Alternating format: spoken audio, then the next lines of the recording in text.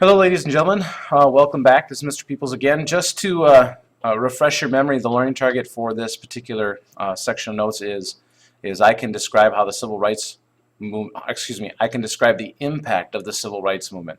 And so hopefully we'll continue on that journey of trying to do that description. We last left talking about Brown versus Board of Education and talking about the Little Rock Nine. I want to talk about something that happens in between those two events, and that was an event that happened in Montgomery, Alabama.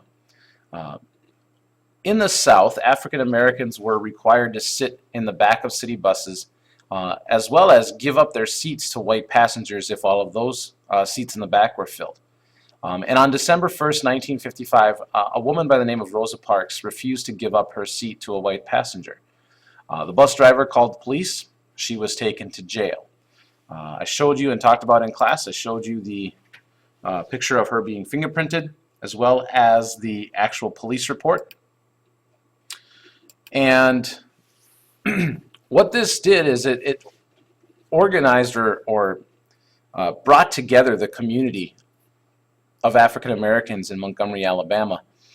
And they believed that this wasn't right, and they believed that they had an opportunity now to make a stand against this law. The previous ruling by the Supreme Court in Brown versus Board of Education gave them that confidence that something might change if they were to do this type of a boycott. So they organized a Montgomery Bus Boycott where they refused to ride the buses in Montgomery, Alabama. Thousands of African Americans stopped riding the buses. The ridership fell by 70%, and the people of Montgomery chose Martin Luther King Jr., a young Baptist minister new to the town of Montgomery, to help lead that boycott.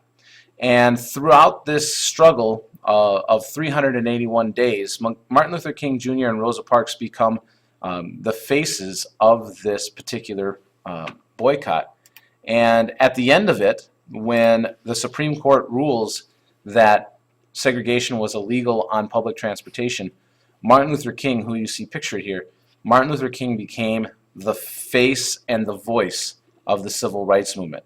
And people argue that he spoke up for African Americans and their rights, but in reality he spoke up for all Americans and all of their rights, because if one group can be discriminated against, then that is easier for other groups to be discriminated against. And so his cause was that all Americans would be treated fairly and equally here in the United States.